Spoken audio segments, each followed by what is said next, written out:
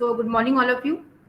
Today we are going to start second chapter, that is data processing, and I have already explained to you what is data processing.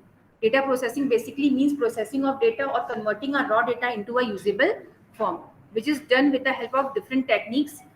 Can you tell me some techniques which are used to process raw data? Yes. Ma'am, measures of central tendency. Yes. Measures of central tendency. Measures of Yes, sit down, Devansh. Very good. Measures of relationships and measures of dispersion. But here we have to just study about measures of central tendency. तो मैंने आपको उस दिन measures of central tendency भी बताया था, थोड़ा सा आपको मैंने बताया था। उसमें सेंट्रल टेंडेंसी मतलब क्या होता है, किसी भी आपके पास जो डेटाज होते हैं उनकी सेंट्रल वैल्यू निकालना। ठीक है, उसके लिए मैंने आपको एग्जांपल दिया था। सपोज PT1 आपका एग्जामिनेशन हुआ है, उसमें आप 42 बच्चों के कुछ मार्क्स आए होंगे, लेकिन अगर मुझसे किसी ने पूछा कि कितने मतलब एवरेज नंबर क्या है, क्योंकि आप में कुछ बच्चे बहुत अच्छा नंबर लेके आएंगे, आउट ऑफ 50 आप 45 लेके आए होंगे, 46 लेके आए होंगे, कुछ बच्चे आपके 15-16 ही लेकर आए होंगे, 17 लेकर आए होंगे, 17 मार्क्स। ठीक है, तो अब कैसे पता चलेगा कि ज्योग्राफी की परफॉर्मेंस क्या है? तो उसके लिए हमें कुछ सेंट्रल वैल्यू चाहिए होती है जो पूरे जो है रिजल्ट को क्या करे, रिप्रेजेंट करे। ठीक है, for this purpose we take out central tendency. Central tendency जो है वो टेक्निक हम यूज करते हैं, मतलब जो सेंट्रल वैल्यू को दिखाता है। हमने क्या किया, जितनी भी ज्योग्राफी में मार्क्स आए उनको टोटल किया, प्लस किया, then we divided by the total number, total frequency जिसको हम उस टर्म में कहते हैं। ठीक है, तो हमने टोटल नंबर से उसको डिवाइड कर दिया, तो हमें क्या मिल जाता है, average.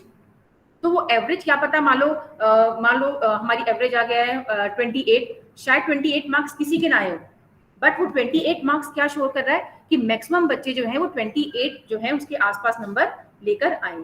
So 28 is the central tendency which is representing the performance of geography subject. ठीक है, अब जैसे कि अब आपका बोर्ड एग्जामिनेशन हुआ, उसमें जो है बच्चों ने जो भी रिजल्ट आया आप लोगों का, ठीक है, अब कुछ बच्चे 95 से ऊपर आए, 96 से ऊपर आए, दो तीन हमारे मान लो 2-3 बच्चे है 90 से ऊपर लेकर आए। लेकिन जब हमने PI निकाला, PI क्या होता है, परफॉर्मेंस इंडेक्स, कि भाई कैसा रहा, तो हमने देखा कि हमारा रिजल्ट जो है ठीक ठाक रहा, मतलब हमें 56 या 57 पॉइंट मिल गया।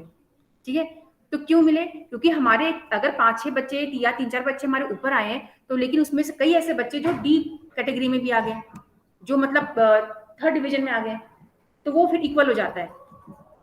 रिजल्ट तब आपका अच्छा बनेगा जब आपके सिर्फ इससे मैटर नहीं करता है कि 90 से कितने ऊपर आए, हमें ये भी देखना होता है कि हमारा कोई बच्चा नीचे ग्रेड में ना जाए। अगर आपके बहुत बच्चे 10 बच्चे 90 से ऊपर भी आ गए, लेकिन अगर आपका एक बच्चा भी D ग्रेड में चला गया, तो फिर क्या होगा, आपका रिजल्ट पूरा एवरेज हो जाएगा। ठीक है ना, तो हमें कोशिश करनी कि हमारा बेकार से बेकार बच्चा भी D कैटेगरी में ना जाए, मतलब 60 से ऊपर सबकी परसेंटेज अगर आई और हमारा 1-2 बच्चा भी 90 से ऊपर रहा, तो हमारा रिजल्ट बहुत अच्छा बन सकता है। तो हमें एक वो लेके चलना पड़ता है कि हमारे बच्चे जो हैं वो ऐसा परफॉर्म करें कि कोई भी मतलब 3rd डिवीजन या 2nd डिवीजन में ना आए, सब 60 से ऊपर आए। तो कहने का मतलब क्या है कि हमें अगर किसी का रिजल्ट, अब जैसे मेरा 50 मान लो 57 आया, 60 आया, PI 62, तो वो 62 जो रिप्रेजेंट कर रहा है परफॉर्मेंस इंडेक्स, वो रिप्रेजेंट कर रहा है कि मैक्सिमम बच्चे जो है इसी रेंज में, हाई तो होंगे 90 से ऊपर, बट मैक्सिमम बच्चे जो है इसी रेंज में वो इतने ही नंबर इसके आसपास ज्योग्राफी में स्कोर करके लाए। जिस साल मान लो मेरा PI 80 था लगातार 80 था, नहीं पहले 76 आया, फिर 80 था, फिर 85 था, तो इसका मतलब उस साल जो है मेरे मैक्सिमम बच्चे 85 के आसपास थे, तो रिजल्ट एकदम आप समझ लो एक्सीलेंट था। तो ये सेंट्रल टेंडेंसी होती है, ये रिप्रेजेंट करती है। अब कोई आपसे बाहर से इंस्पेक्शन के लिए आएगा, आपके होता है ना इंस्पेक्शन, तो वो ये बैठ के थोड़ी देखेंगे बच्चे एक बच्चे 40 के कितने नंबर ज्योग्राफी में स्कोर किए, हिस्ट्री में कितने स्कोर किए, वो तो सीधा PI देखेंगे, ये पर्सनल परफॉर्मेंस इंडेक्स है, उस वैल्यू से उनको पूरा रिजल्ट पता चल जाएगा। हर सब्जेक्ट का, फिजिक्स का, केमिस्ट्री का, इकोनॉमिक्स का, कि भाई ये परफॉर्मेंस इंडेक्स है, PI इसको हम कहते हैं।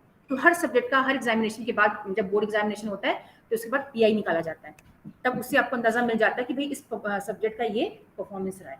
तो ये क्या है, हमने ये क्या हुआ, आपका सेंट्रल टेंडेंसी ही हुआ, जो हम एवरेज निकालते हैं, या ये तो हमने एवरेज तो सबसे सिंपल है, हम इसको और डिफरेंट फॉर्म्स में निकालते हैं ताकि हमें ओवरऑल चीज़ों का पता चल जाए, हमें हर चीज़ ना देखनी पड़े। हम 40 बच्चों की जगह हमें एक वैल्यू से पूरा रिजल्ट पता चल गया। तो this is what central tendency means. Central tendency represents the central value which represents the entire data.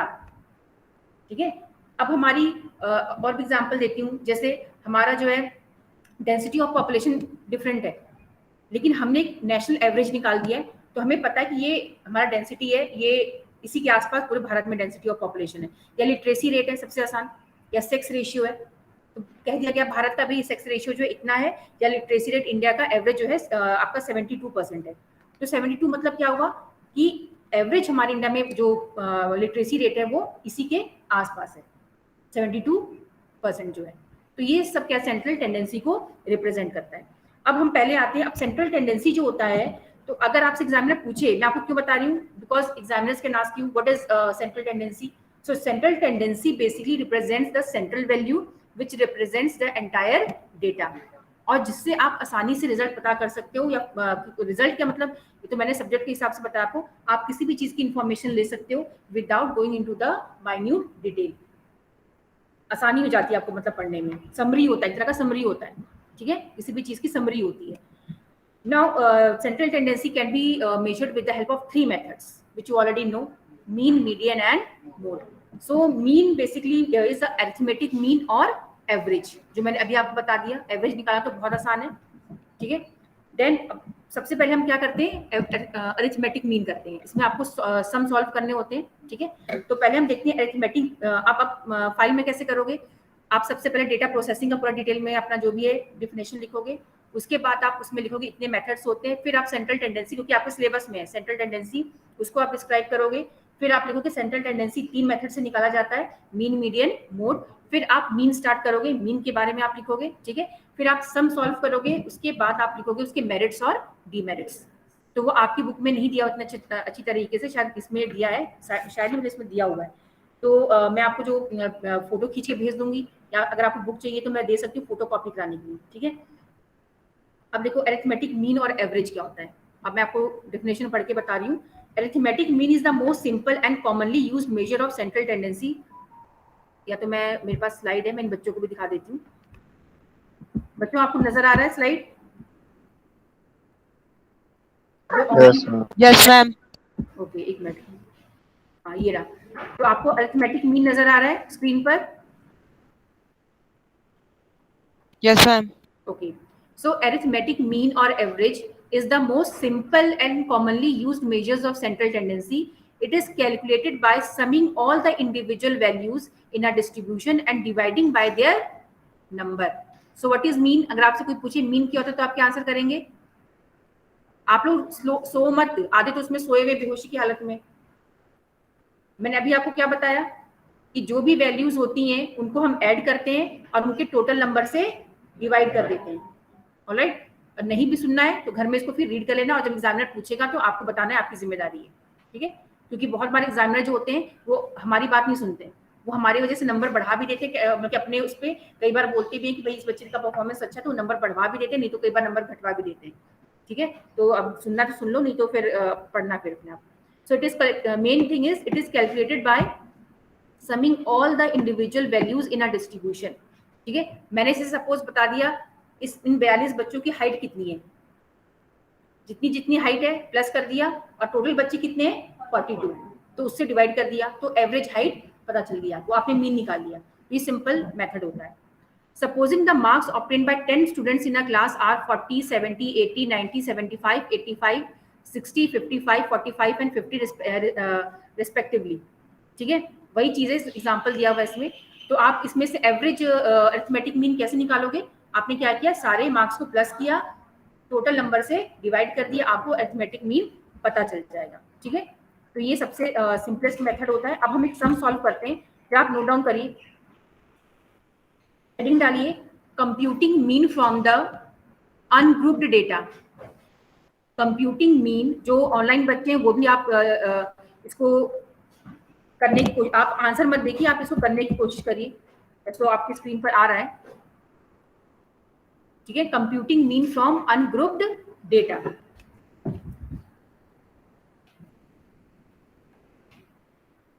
एक तरफ है मंथ, एक तरफ है टेम्परेचर, ठीक है. अब इसका क्वेश्चन क्या है मैं आपको भेज भी दूंगी, तो इसी क्वेश्चन को आप करना जरूर। The following table gives the, लिखो मत अभी क्योंकि अभी लिखो के टाइम लगेगा। The following table gives the monthly temperature of Delhi, ये मंथली टेम्परेचर दिल्ली का बता रहा है। अब इसमें आपको अरिथमेटिक मीन फाइंड करना है या फिर एवरेज टेम्परेचर ऑफ दिल्ली आपको कैलकुलेट करना है, तो आप कैसे करेंगे? मंथ लिख लीजिए सारे लाइन से, जनवरी, फरवरी, मार्च, अप्रैल, मई, जून, जुलाई, अगस्त, सितंबर। मैं आपको बस टेक्निक बता दूंगी, अब आप इसको सॉल्व करना, ठीक है? क्या हुआ? ठीक है, अगस्त, सितंबर, अक्टूबर, नवंबर एंड दिसंबर, ठीक है। अब इसकी वैल्यूज लिखिए आप। जनवरी के आगे लिखिए 14 डिग्री, मंथ है, the temperature in degree centigrade, तो जनवरी में क्या है 14, फरवरी में क्या है 16, मार्च में 22,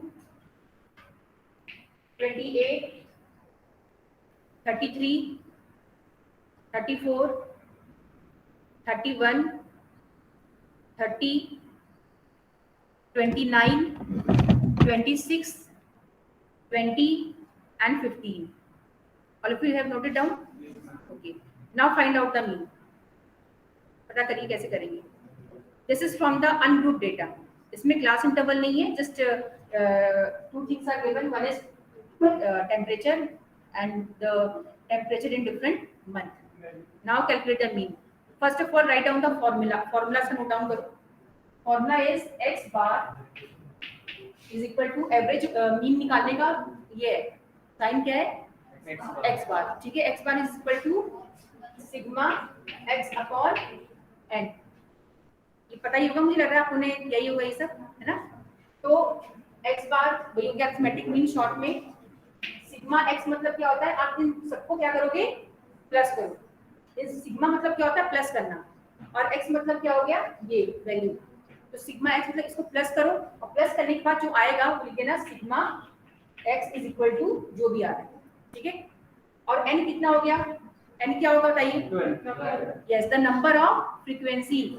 देखो जब आप एग्जाम में करोगे ना, तो साइड में आपको फॉर्मूला लिख के और एक एक चीज को एक्सप्लेन भी करना है, ये नहीं सिर्फ फॉर्मूला लिख के सॉल्व कर दिया आपने। क्या प्रॉब्लम आ रही है?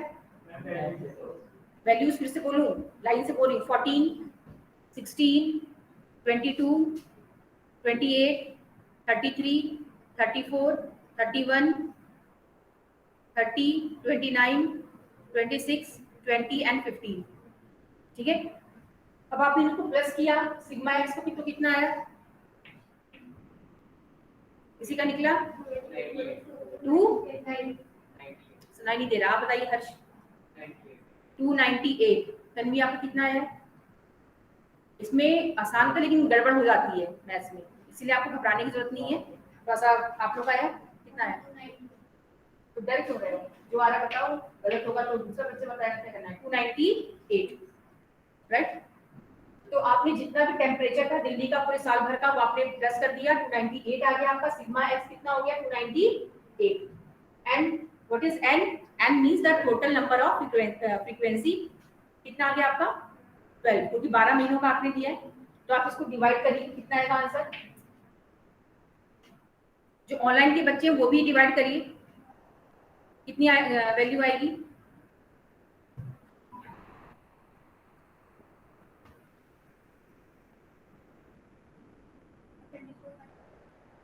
24.83 है, ठीक है ना? आपका आसपास हो सकता है क्योंकि मैं तो सामने देखती हूँ, आंसर से मैंने बता दिया, तो वो आप इसको अच्छे से कर सकते हैं। 24.83 इट मींस, अब इसमें आप देखेंगे शायद कहीं 24.83 कहीं है आपकी वैल्यू में, नहीं है, नहीं है ना?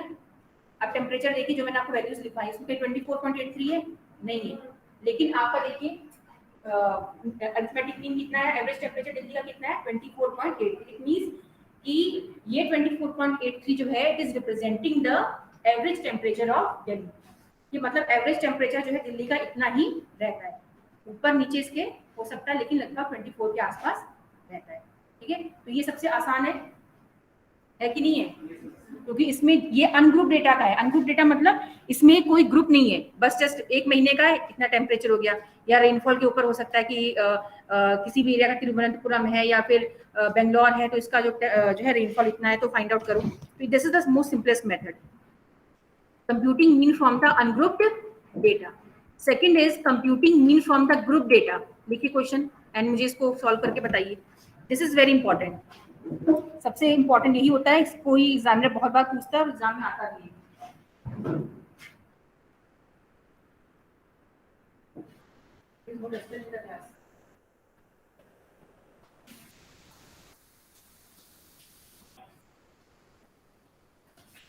वीडियो रिकॉर्डिंग हो रही है, कोई कह रहा है स्टूडेंट नहीं है।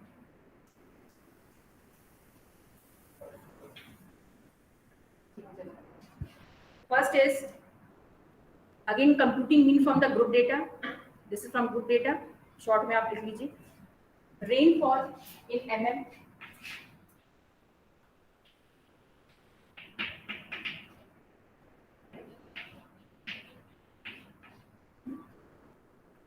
and number of days. मैं तो वैसे short में लिखूंगी। ठीक है, 30 to 35, then 35 to 40, 40 to 45, 45 to 50, ऐसे करते करते 75 तक लिख लो। 55 to 60, 60 to 65, 65 to 70, 70 to 75। ठीक है, अब इसकी वैल्यू लिखो 5, 6, 11, 18, 19, 15, 13, 1 and 2। ठीक है, तो दिस इज द वैल्यू, सबने लिख लिया। अब हम इसमें पहले क्या करेंगे, फर्स्ट ऑफ ऑल इसमें फ्रीक्वेंसी कौन सी है, ये जो है नंबर ऑफ डेज, मतलब कि कितनी बार ये आपका रेनफॉल शो कर रहा है, किस एरिया का, जिस एरिया का रेनफॉल, किसी जगह का रेनफॉल शो कर रहा है एमएम, तो इतनी वर्षा होती है इस रेंज में 30, 30, 35 एमएम रेनफॉल होता है कितने दिन के लिए, 5 डेज के लिए। So this is the frequency. तो पहले आप इसमें लिखेंगे एफ, ये एफ है आपका। सिंपल सी बात है, जो क्लास इंटरवल में होगा वो तो फ्रीक्वेंसी होगी नहीं, क्लास इंटरवल के सामने जो डेटा होगा वही आपका क्या होगा, फ्रीक्वेंसी होगी। चाहे वो टेम्परेचर हो, चाहे रेनफॉल हो, चाहे नंबर ऑफ मार्क्स हो, चाहे वेट हो, चाहे हाइट हो, सब क्लास इंटरवल के सामने वाले की हम फ्रीक्वेंसी कहते हैं। क्योंकि क्वेश्चन में आपको यही दो चीज दी रहेंगी, बाकी चीज आपको पता करनी होगी। Next which we have to find it out is the mid point. तो हमें क्या पता करना है, मिड पॉइंट पता करना है। कैसे पता करोगे, उसका साइन क्या होता है, x। ठीक है, अब मिड पॉइंट कैसे आप पता करेंगे, इसका पता करेंगे क्लास इंटरवल का। अब ये है क्या, क्लास इंटरवल है, लेकिन दिया नहीं हुआ है, आप ऊपर चाहे अपने उसके लिए लिख सकते हो, दिस इज क्लास इंटरवल, इसको हम रेनफॉल कहते हैं एमएम, पर ये है क्लास इंटरवल। अब इसका मिड पॉइंट क्या होगा, आप चाहो तो आप इन दोनों को प्लस करके 2 से डिवाइड कर दोगे तो भी आपका आ जाएगा, नहीं तो अगर थोड़ा सा अकल है तो 32.5 हो जाएगा। इसका क्या होगा, ठीक है 37.5 हो जाएगा, 42.5 हो जाएगा, निकालिए। Then 47.5, then 52.5, 57.5, 62. कुछ गलत हो तो बता देना, ठीक है भाई। 2 छोड़ करके आएगा, फिर 60, 67.5, 72.5। तो this is the mid point. जो हमारा क्लास इंटरवल है उसका मिड पॉइंट क्या हो गया, ये आपने जो निकाल लिया। होगा कि नहीं होगा, समझ में आ रहा है? जो बच्चे ये समझदार जो है, सब समझदारी है, 30, 35 के बीच में क्या आएगा, 32.5। इन दोनों के बीच में कितना आएगा, 35, 36, 37.5। तो ऐसे करके आपने सब निकाले, तो हमें क्या मिल गया, हमें x मिल गया। x मिल गया, हमारे पास f भी है। अब हमें क्या निकालना है, fx। अब आप fx निकालेंगे, कैसे निकालेंगे, दोनों को क्या करेंगे, मल्टीप्लाई करिए। अब इसका थोड़ा लगेगा टाइम, तो वैसे उसका करके देखिए, एक दो का तो निकाल ही लीजिए।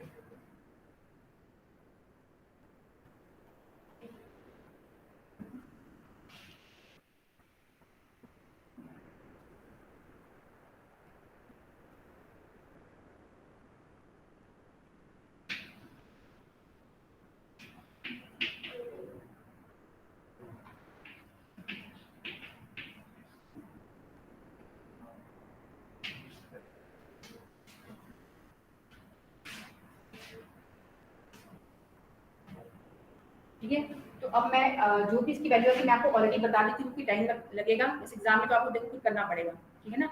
लेकिन फिलहाल जो है आप इसको छोटा, लेकिन मैं आंसर तो बता दे रही हूँ, लेकिन आप इसको सॉल्व करना, फिर देखना, क्योंकि आसान चीजें भी जो आप करोगे ना तो आपको कुछ ना कुछ एक दो वैल्यूज में जो है गलत निकल जाती है, तो आप उसमें जगह छोड़ दो, उसको करना जरूर। मैं आपको आंसर बता देती हूँ, उसका क्या है 4595 4595 आ रहा है एफ एक्स का वैल्यू। तो ये एफ एक्स जो हमने निकाला उसको हम यहाँ पे जब सम करेंगे तो क्या लिखेंगे, सिग्मा एफ एक्स, सिग्मा यहाँ नीचे जरूर लिखना, sigma f x is equal to 4595 4595, ठीक है। अब ये आपका फॉर्मूला हो गया sigma f x upon n, ठीक है।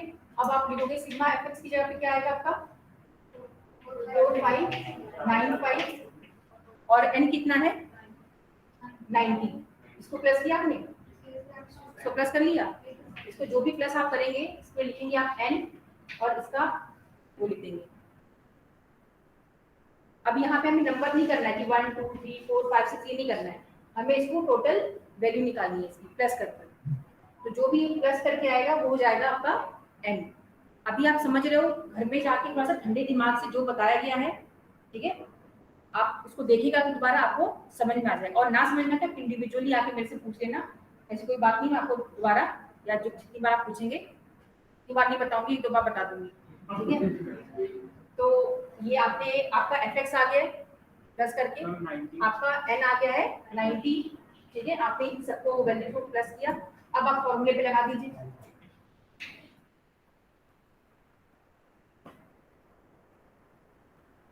Sigma f x upon N,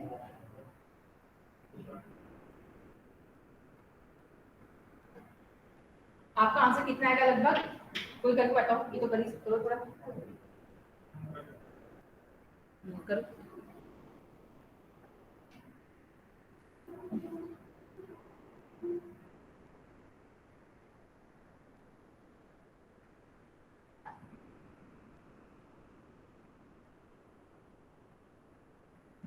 online वाले बच्चे जो कर रहे हैं कि नहीं कर रहे हैं, आप लोग तो और मेहनत से कर रहे होंगे घर पे, क्यों गरिमा? Yes, ma'am. आपको सम नजर आ रहा होगा ना, मैंने अभी जो बताया कुछ समझ में आया? Yes, ma'am. ठीक है, चलो अच्छी बात है। तो आप लोग भी मतलब कोशिश करिए, जो आपको स्क्रीन पर दिखाया गया है उसको आप वही सम आपको सॉल्व करना है। आप तब तक इसका आंसर निकालिए, मैं जो है, ठीक है बच्चों, आपको ये समझ में आया था कि ये जो है हमारा ये ग्रुप डेटा का है, ठीक है। इसमें हमें क्लास इंटरवल दिया हुआ है, हमें फ्रीक्वेंसी दिया हुआ है। सबसे पहले इसमें हम क्या निकालेंगे, मिड पॉइंट, ठीक है। अब मिड पॉइंट हमने क्या कैसे निकाला है, ये जो आप देख रहे हो ना ये क्लास इंटरवल, इसका मिड वैल्यू निकाली है हमने। तो जितने क्लास इंटरवल है उन सबकी हम मिड वैल्यू निकालेंगे, जिसका ये साइन होता है x। तो 30 और 35 का मिड वैल्यू कितना होगा 32.5। आप इसको प्लस करके भी 2 से डिवाइड करके भी कर सकते हो, but that is a lengthy method and it will take time, so you can directly आप एक निकाल के तो आपको समझ में आ जाएगा। दूसरा 35 और 40 के बीच में मिड वैल्यू कितनी होगी 37.5, ऐसे करके आप मिड वैल्यूज निकाल लेंगे। फिर आप f और x को इंटू कर लेंगे, तो इससे आपका fx आ जाएगा। ये पूरा डेटा आपके पास आ गया है। आप इस पूरे जो वैल्यूज हैं इनको प्लस कर लेंगे, उसको हम कहते हैं सिग्मा fx। तो आपका सिग्मा fx आ जाएगा, ये आ गया आपका सिग्मा fx। और आपका n कितना होगा 90। 90 कैसे आया, n मतलब 90 क्यों आया, क्योंकि हमने जो f है फ्रीक्वेंसी है उनको क्या कर दिया है, प्लस कर दिया है, ठीक है। तो ये आप करने के बाद फिर आप ये फॉर्मूला लगाओगे that x is equal to sigma sigma fx upon n। तो सिग्मा fx की वैल्यू कितनी है 4595 और n कितना है हमारा total value of frequency that is 90। तो हम 4595 को 90 से डिवाइड कर देंगे और उससे हमें जो वैल्यू मिलेगी वो हमारा आंसर होगा, मतलब हमारी एवरेज जो है हमारी रेनफॉल हमें मिल जाएगी। कितना कुछ आंसर है यस 51.05 या 6 मतलब जो भी आपका आया है, ठीक है, तो ये आपका आंसर आ जाएगा और आप फिर लिखोगे लास्ट में that the average mean rainfall of the place is equal to इतना 51.05 mm, ठीक है, तो ये आपका आ गया।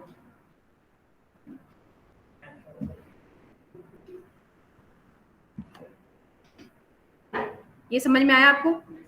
इसमें देखो है कुछ नहीं, लेकिन बस जो आपको इनटू करना है ये मालूम होना चाहिए। और जब आपको एग्जाम में करना तो ये जो सब दिया है ना फॉर्मूला, उसकी वैल्यू आपको साइड में लिखनी पड़ेगी। सिग्मा एफएक्स क्या है, एन का क्या है, इसे आपको डिस्क्राइब करना पड़ेगा। और सम आपको सॉल्व करना पड़ेगा। तो इस तरह से आप इसको कर लीजिए, पर ठंडे दिमाग से जाके घर में इसको फिर से देखना है कहाँ पे क्या चीज यूज हुई है, और एक बार फिर से देखना कि हमने जब अनग्रुप डेटा निकाला है तो हमने क्या फॉर्मूला यूज किया है, हमने ग्रुप में क्या फॉर्मूला यूज किया, ग्रुप डेटा क्या होता है, ठीक है, जिसमें क्लास इंटरवल होता है। और फिर हम अच्छा हमने ये जो दोनों पढ़ा group data plus ungroup data, ये क्या मेथड थे, डायरेक्ट मेथड। अब हम क्या निकालेंगे, इनडायरेक्ट मेथड, ठीक है। अब ये सेम यही रहेगा। अब आगे हम देखते हैं इसमें हमें ऐड क्या करना है।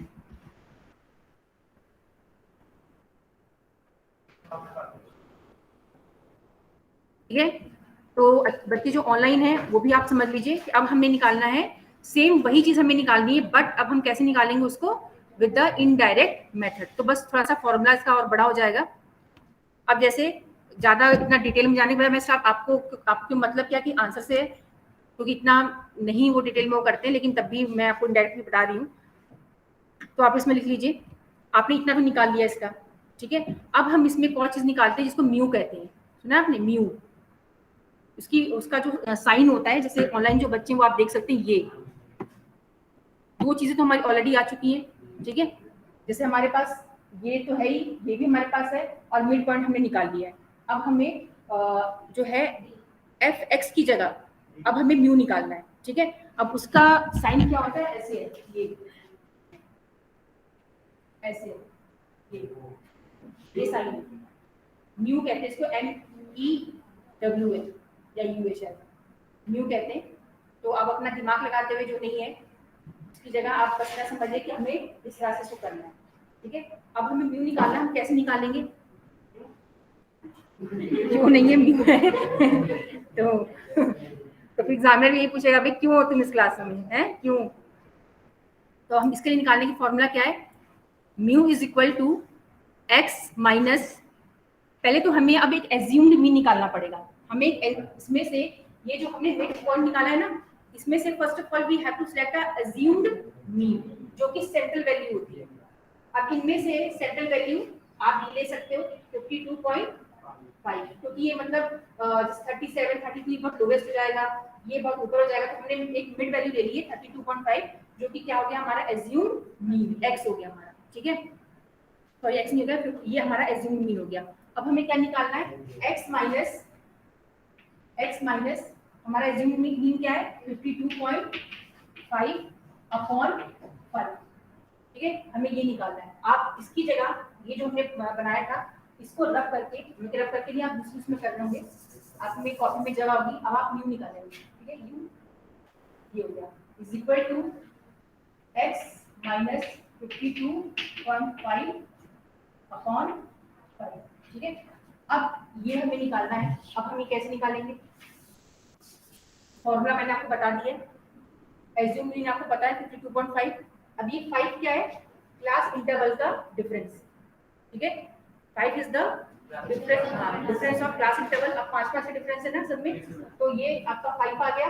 अब x आपका क्या हो गया 32.5, पहला क्या होगा हमारा x ही है ना, ये क्या हमारा x का हमारा वो ये, तो सिंपल है, फॉर्मूला आपका ये है, दो चीजें आपको ऑलरेडी पता है, ये हमारी एज्यूम्ड मीन हो गया, ये हमारा क्लास इंटरवल का डिफरेंस हो गया। अब ये x की वैल्यू हमें इसमें पुट करनी है, ठीक है। तो मान लो हमें इसका पहले का निकालना है, तो हम क्या करेंगे, इसकी जगह क्या रखेंगे 32.5, ठीक है। तो पहला हमें निकाला इस तरह से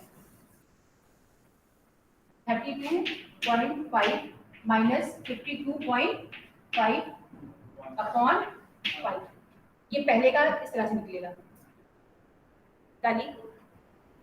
ट्राई करिए क्या हुआ, 4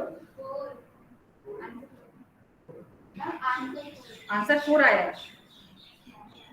हाँ 4 आया है, माइनस या प्लस? माइनस का आएगा क्योंकि यहाँ पे है ना -52.5। ठीक है, तो ये आपको मतलब समझ में आया कि हमें म्यू कैसे निकालना है। म्यू हम कैसे निकालेंगे, x हमारे पास ऑलरेडी है और इसी x में से हमने एज्यूम्ड मीन निकाल लिया। ये हमारा एज्यूम्ड मीन है, एज्यूम्ड मीन। ठीक है, और 5 क्या हो गया आपका, जो हमारे क्लास इंटरवल का डिफरेंस है। मैंने इसमें लिखा नहीं है, चाहे आप लिख सकते हो डिफरेंस ऑफ क्लास इंटरवल। ये हमारा 5 आ गया। अब हमने यहाँ पे पहले में क्या किया, x की जगह हमने क्या लिखा 32.5, हमारा कितना आ गया -4। अब दूसरा जो हम निकालेंगे तो x की जगह क्या लिखेंगे 37.5। ठीक है, ये सब में सेम रहेगा, इसकी वैल्यू चेंज होती जाएगी अकॉर्डिंग टू द सीरीज। ठीक है, अब -4 था, आगे क्या आएगा -3 है, -2 है। ठीक है ना, ऐसे करके पूरा आता जाएगा आपका। उसके बाद निकालिए जरा कितना है, -4 -3 -2 मैं आपको बता दे रही हूँ, -2 -1 और फिर लास्ट में क्या आएगा, बीच में क्या आएगा 0, क्योंकि हमने एज्यूम किया है उसमें से वो 0 हो जाएगा, तो आपकी वैल्यू कितनी हो जाएगी 0।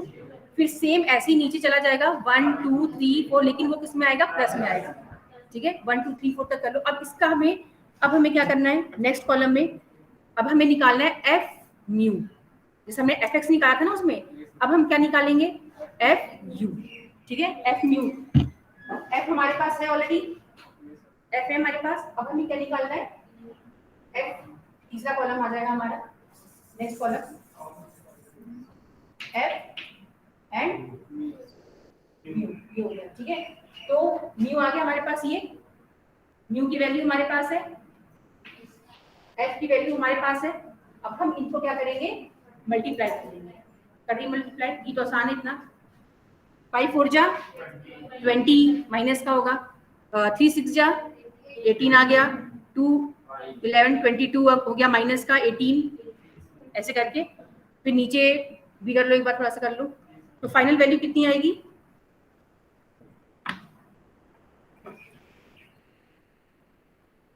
क्या बता रही हो, -26। सलोनी ने बताया, सलोनी ना, तो सलोनी ने बहुत फास्ट मतलब इसका मैथ्स अच्छा है तो बता रही है। तो आंसर कितना आया, -26। ठीक है, आंसर नहीं है ये तो भी क्या है, एफ और म्यू की वैल्यू है। ठीक है, अब हम फॉर्मूला लगाएंगे। फॉर्मूला इसका क्या है, लिखिए formula, x bar is equal to, ये 5 नंबर का आता है, ये आएगा 5 नंबर का, और गलत है उसका 5 नंबर चले जाएंगे। ठीक है, अब आप फॉर्मूला लगाएंगे। अभी थोड़ा सा, क्योंकि इसलिए मैं 3 ही चीज बता रही हूँ, ये भी आपके लिए ओवरफ्लो हो जाएगा, नहीं तो इस बार हम लोग नेक्स्ट में मीडियन पढ़ेंगे। ठीक है, उसके बाद जो भी है मोड, लेकिन मेन आपका मीन और मीडियन होता है, इसमें से क्वेश्चन आता है आपका 5 नंबर तो आना ही आना है, आप समझ लीजिए। हाँ, तो 5 मार्क्स मिल जाएंगे ऐसा। ठीक है, तो नहीं मैं एक साथ बताई तो आपको थोड़ा सा है, लेकिन पहला क्वेश्चन तो बहुत ही आसान था, दूसरा क्वेश्चन भी मुझे कुछ नहीं ले रहा, कुछ प्रॉब्लम है, एक बार थोड़ा सा देखिएगा उसको गर्म दिमाग करके, ठंडे दिमाग से, तो आपको समझ में आ जाएगा।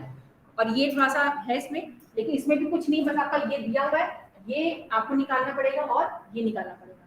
तो इसमें थोड़ा सा फॉर्मूला थोड़ा सा वैसा है, बड़ा है ये थोड़ा सा, तो ये आप निकाल लेंगे तो फिर आपको यहाँ पे, अब इसको आपने प्लस करके सब आ गया, x bar is equal to a plus, ठीक है, sigma f u upon sigma F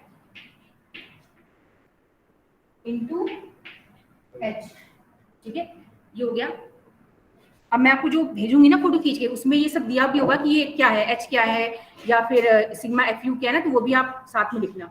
हर चीज आपके आंसर में होनी चाहिए, तभी आपको 5 नंबर मिलेंगे। ठीक है, अब ए की जगह आप क्या लिखोगे, ये जो ए पॉइंट है क्या, ये एज्यूम्ड मीन, तो हमारा एज्यूम्ड मीन कितना था 52.5, लिखो 52.5, फॉर्मूला में वैल्यूज पुट करो, 52.5 प्लस सिग्मा एफ म्यू कितना है -26, ब्रैकेट में कर देना उसको -26, अपॉन सिग्मा एफ कितना था, ये सिग्मा एफ 90 लिख लो, into h means class interval का डिफरेंस।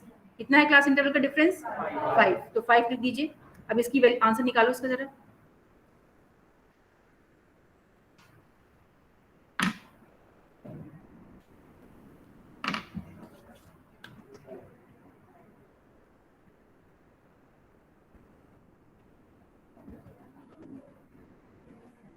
तो ये फॉर्मूला आपको पुट करना है, प्लीज डोंट टॉक। तो ये फॉर्मूला पे आप वैल्यूज पुट कर देंगे and you will find out the answer.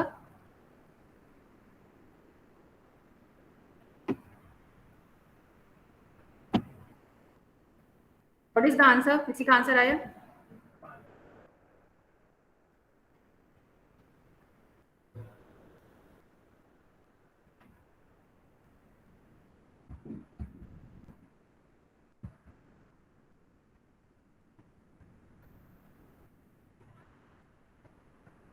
सलोनी आया आंसर?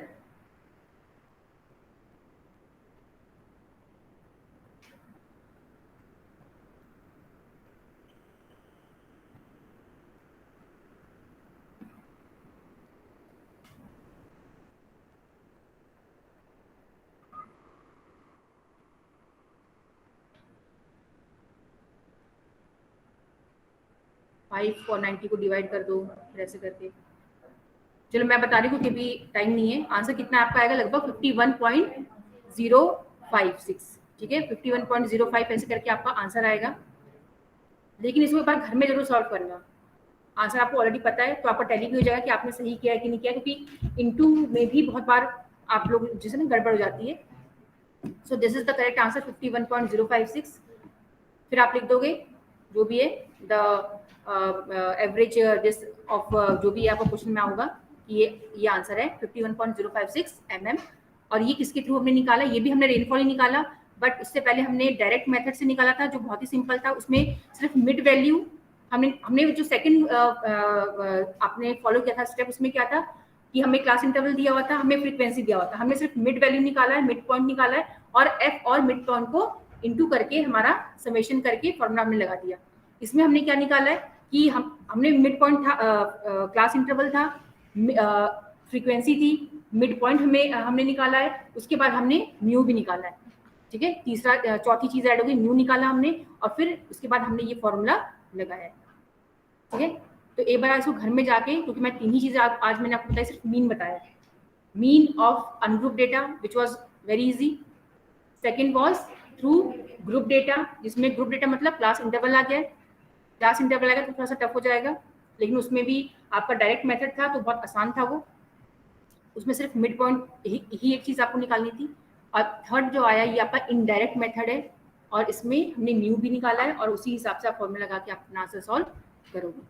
ठीक है, तो फॉर्मूला ध्यान से, क्योंकि हमें पढ़ा हुआ कि जब हम एग्जाम में बैठ के करते हैं ना तो वो हमसे गलत हो जाता है, तो इसीलिए आप इसको जो है एक बार फिर से प्रैक्टिस कर लेना। और अगर आपकी जो तीनों चीजें मैंने बताई इनको आप कॉपी में जरूर कर लेना, मैं आपको पीडीएफ भेज दूंगी ग्रुप पर, तो इन सब को कर लेना। प्लस मैंने जो आपको स्टेप्स बताए हैं पूरे स्टेप आपको करने हैं और आपको सॉल्व भी करना है।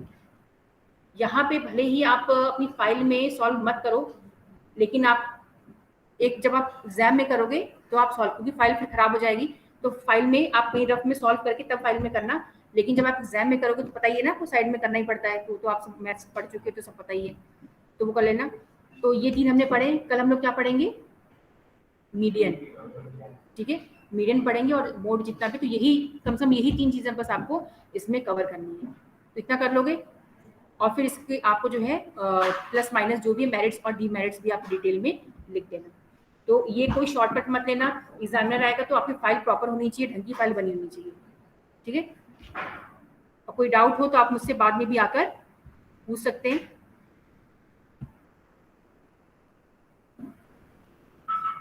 जो ऑनलाइन वाले बच्चों को कुछ समझ में आया? ब्लैक बोर्ड तो दिख नहीं रहा होगा।